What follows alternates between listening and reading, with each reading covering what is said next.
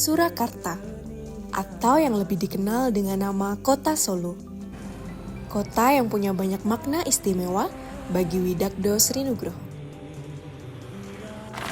Widakdo Sri Nugroho lahir di sebuah kampung di tengah kota Solo di Kalurahan Gandean Tengen. Kampung Kalirahman, kampung yang masyarakatnya majemuk dan plural.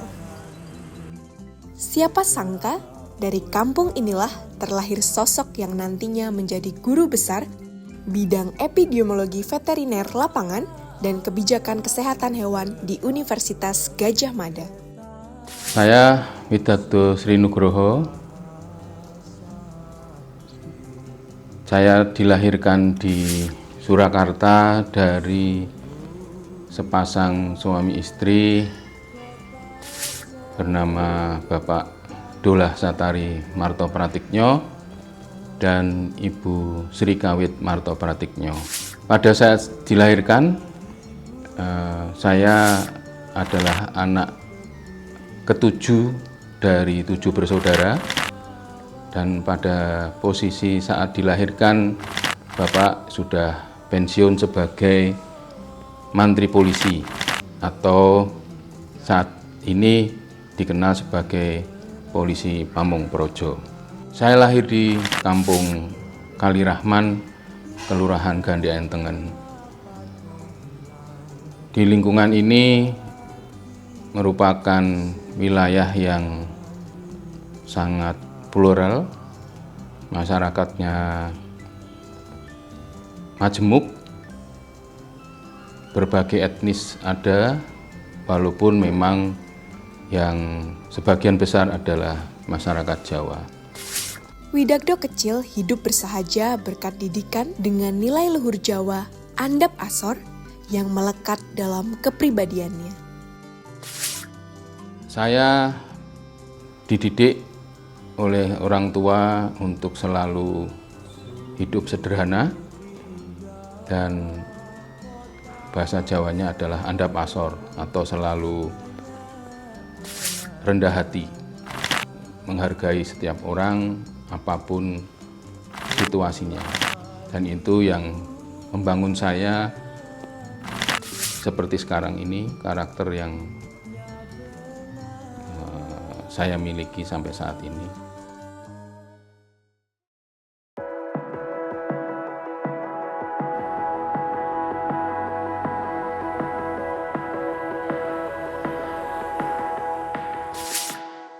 Pendidikan adalah hal utama dalam keluarga Widakdo yang sangat diperjuangkan. Pun demikian, Widakdo kecil seolah tidak ingin mengecewakan upaya orang tuanya dengan memberikan capaian nilai akademik yang memuaskan, sehingga dapat masuk di jajaran sekolah yang berprestasi di Kota Solo, SMP Negeri 1 Surakarta, dan SMA Negeri 3 Surakarta. Kemudian melanjutkan di Fakultas Kedokteran Hewan Universitas Gadjah Mada dan berhasil meraih predikat lulusan dokter hewan terbaik periode pelantikan Agustus 1996. Pendidikan yang saya alami juga sangat beruntung karena orang tua mendorong saya dan kakak-kakak saya untuk mencapai pendidikan tertinggi yang bisa diupayakan. Saya bersekolah di Sekolah Dasar Pangudi Luhur Purbayan Solo, kemudian lulus melanjutkan di Sekolah Menengah Pertama Negeri Surakarta di daerah Manahan, dan melanjutkan di SMA Negeri 3 Surakarta. Dan selanjutnya mengambil kuliah di Fakultas Kedokteran Hewan Universitas Gadjah Mada.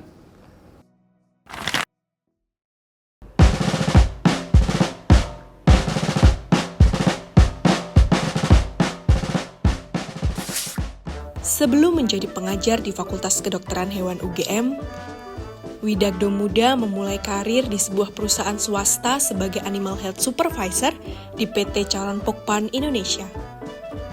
Dari sinilah ketertarikan akan riset lapangan bertumbuh dalam diri Widagdo yang kemudian hari mengarahkannya dalam menekuni bidang keilmuan epidemiologi veteriner. Pengalaman di sektor swasta memberi warna bagi Widagdo muda dalam mengkombinasikan penelitian akademik dengan berbasis kesehatan hewan dan produknya yang berlandaskan pada kajian di lapangan. Setelah lulus dari kedokteran hewan FKUGM, saya tidak bisa langsung menjadi staf pengajar, namun punya kesempatan dulu untuk bekerja di swasta. Nah, ini saya kira pengalaman yang juga memperkaya hidup saya dalam bekerja, itu merasakan bagaimana dunia kerja di swasta, di mana kita diminta untuk selalu meningkatkan kemampuan, kompetensi. Nah, ini yang kemudian pada saat saya bekerja di perguruan tinggi sebagai dosen, riset saya atau penelitian saya lebih banyak melakukan pendekatan di lapangan. Walaupun diagnosisnya atau analisisnya juga kita kerjakan di laboratorium. Nah, ini yang mewarnai perjalanan karir saya sebagai dosen.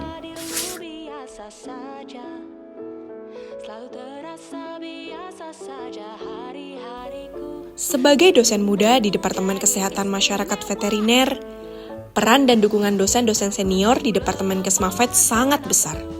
Dukungan dari beliau-beliau inilah yang kemudian membuka kemitraan dengan stakeholders, baik itu individu, swasta atau pemerintah daerah maupun pusat, dan dengan dinas ataupun kementerian terkait.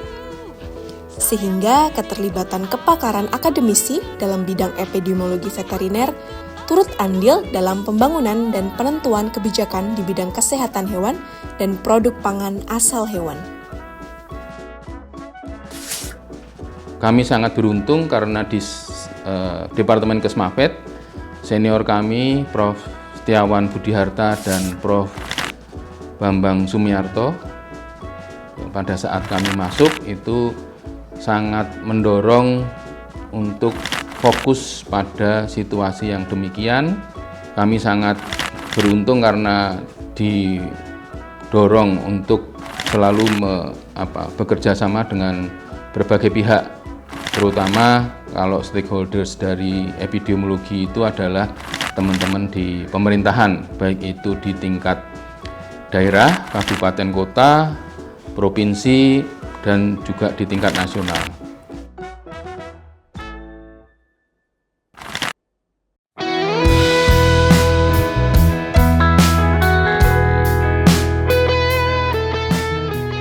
Sebagai akademisi epidemiologi veteriner, Widagdo menilai masuknya penyakit infeksius avian influenza atau flu burung tahun 2003 sampai dengan 2004, African Swine Fever tahun 2019, kemudian di tahun 2022 masuknya lumpy skin disease dan disusul dengan mewabahnya penyakit mulut dan kuku di tahun yang sama, diperlukan kolaborasi antara dokter hewan lapangan, peternak, dan akademisi yang didukung dengan political will yang nyata dan diwujudkan dalam program-program yang konkret dan berkelanjutan oleh pimpinan nasional maupun daerah untuk memperkuat sistem kesehatan hewan nasional.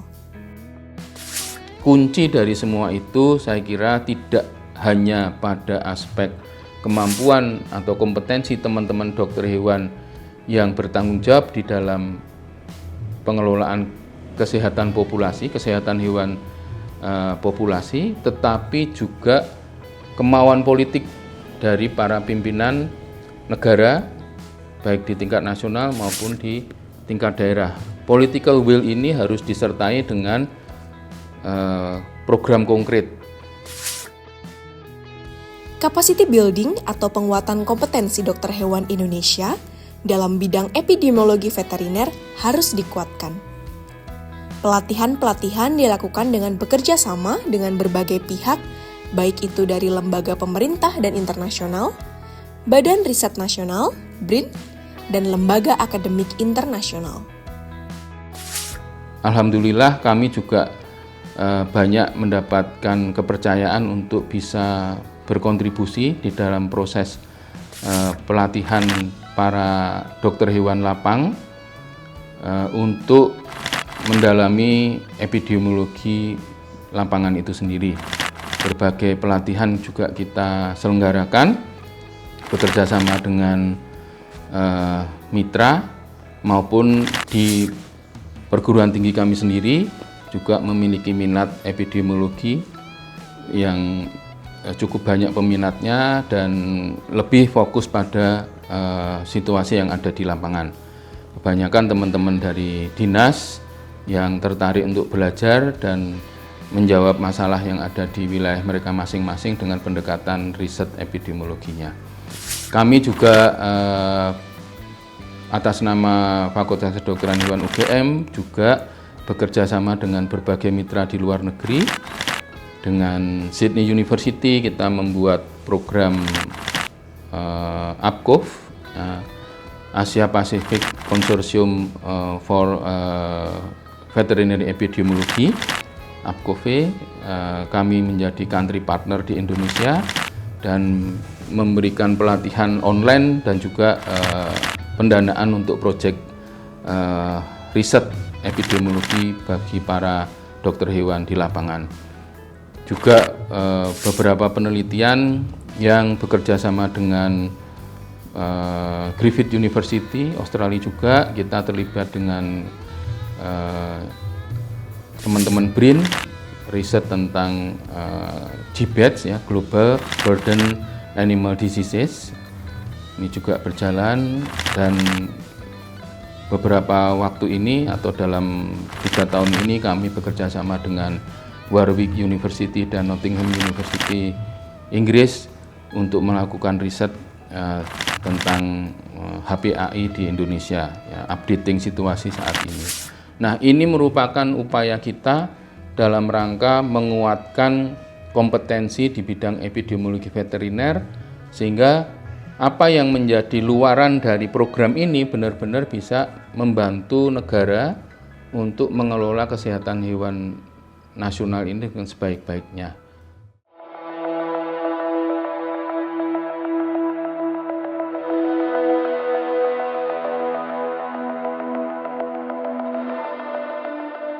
Sebagai seorang epidemiologis veteriner, Widagdo menilai tantangan ke depan tidak hanya pada sektor kesehatan hewan saja, tapi harus terintegrasi dengan konsep pendekatan One Health yang melibatkan kolaborasi dokter hewan dengan lintas disiplin ilmu, sehingga terjalin pengelolaan kesehatan yang komprehensif. Di samping itu, pendekatan epidemiologi di bidang perikanan dan satwa liar juga perlu pendalaman dan penguatan lebih lanjut. Sebuah tantangan ke depan bagi dokter hewan, khususnya yang mendalami bidang epidemiologi veteriner. Nah, tantangan kita ke depan saya kira tidak hanya terfokus pada bidang kesehatan hewan saja, namun kita juga harus berpikir lebih luas dan ini sudah mulai cukup lama dengan konsep pendekatan One Health. Ya, jadi kolaborasi dokter hewan dengan para aktor kesehatan secara umum, ya, dokter manusia, kesehatan lingkungan, teman-teman yang ada di satwa liar, ya, kehutanan maupun juga di perikanan, ini menjadi satu tantangan yang harus benar-benar menyatu, ya. Tidak bekerja sendiri-sendiri tanpa koordinasi, tetapi benar-benar menjadi satu kesatuan dalam derap langkah pengelolaan kesehatan hewan dan kesehatan manusia, kesehatan lingkungan secara komprehensif. Pendekatan epidemiologi di dunia perikanan ini juga sesuatu yang perlu kita perkuat. Ya, dan terakhir tentu satwa liar. Ini juga satu bidang ilmu yang juga kita perlu perkuat karena interaksi antara satwa liar dengan hewan yang ada di sekitar hutan itu juga punya potensi untuk penularan satu dengan yang lain, ya. baik hewan atau ternak dengan satwa liar ataupun sebaliknya. Dan ini belum banyak yang meneliti, khususnya dari orang Indonesia ya.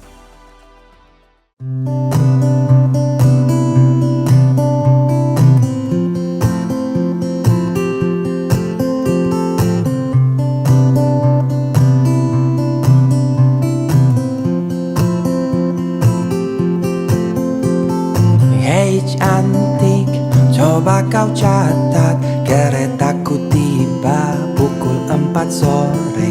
Tak usah kau tanya, aku ceritakan nanti.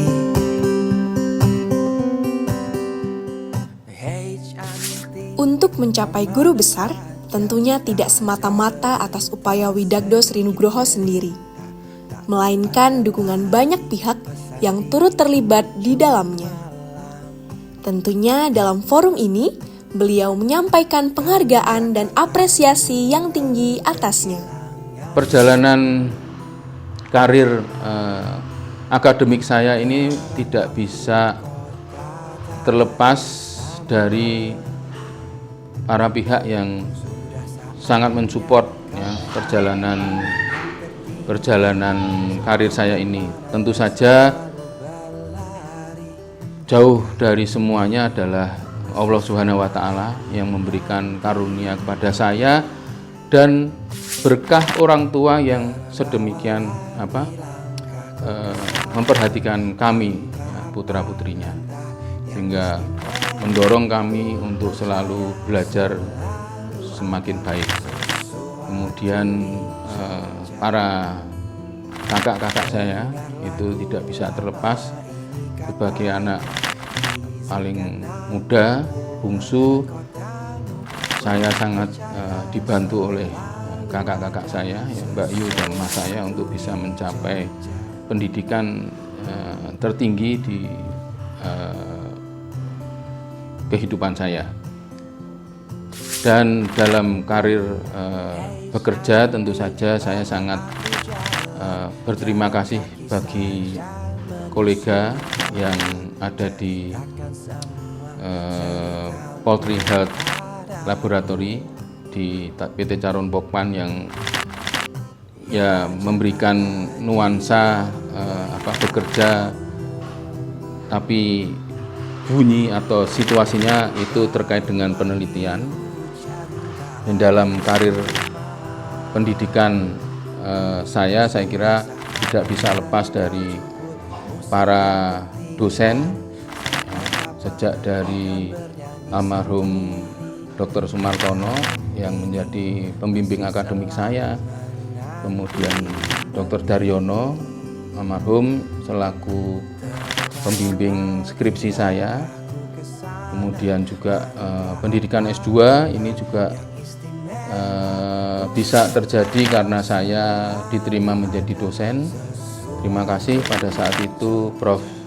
Setiawan menjadi dekan di FKH pada saat saya diterima, dan khususnya di Departemen Kesmafet saya juga sangat berterima kasih para senior, Prof. Setiawan itu sendiri, Prof. Bambang, Dr. Yatri, Dr. Dodi, Dr. Heru, Dr. Diah sebagai senior-senior saya yang pada saat saya masuk sangat mensupport, yang menyambut baik dengan kehadiran saya.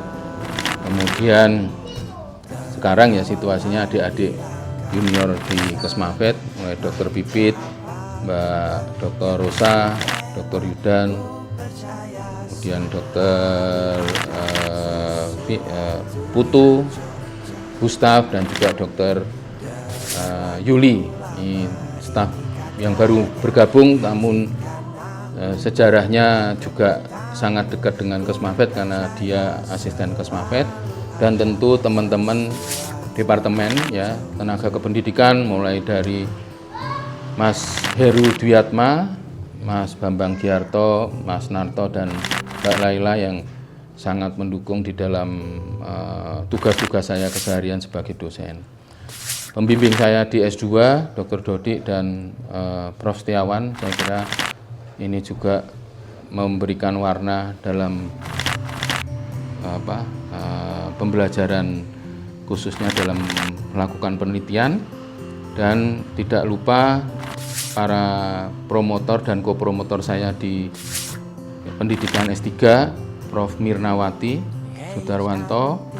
Beliau sangat memberikan kesempatan luas bagi saya sehingga bisa mengambil sandwich riset di Jerman, dan di sana saya sangat diterima oleh Prof.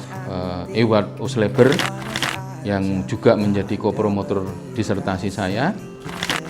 Terima kasih sudah memberi kesempatan untuk bisa belajar di Jerman. Kemudian Dr. Denny Widaya Lukman selaku kopromotor dan sekaligus teman sejawat senior, ya, kakak senior yang selalu mendampingi, menyemangati untuk selama proses pembelajaran di S3 juga sangat mendukung, dan juga Dr. Rahmi selaku kopromotor disertasi saya. Saya kira ini adalah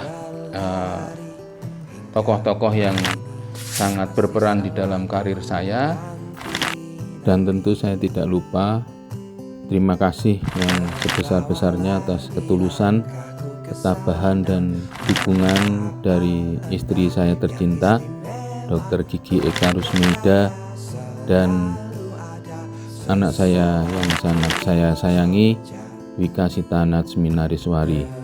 Terima kasih sudah mendukung Bapak hingga saat ini.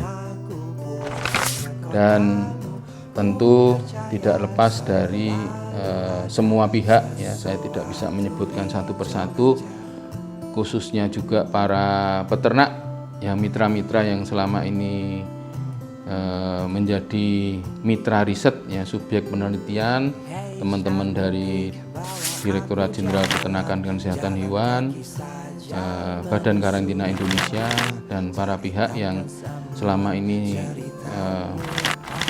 bekerja sama dengan kami untuk menguatkan dunia epidemiologi veteriner di Indonesia. Terima kasih atas semua kerjasama yang sudah diberikan, dan secara pribadi saya sangat mengapresiasi dan mohon maaf apabila dalam berinteraksi banyak hal yang mungkin kurang berkenan. Terima kasih.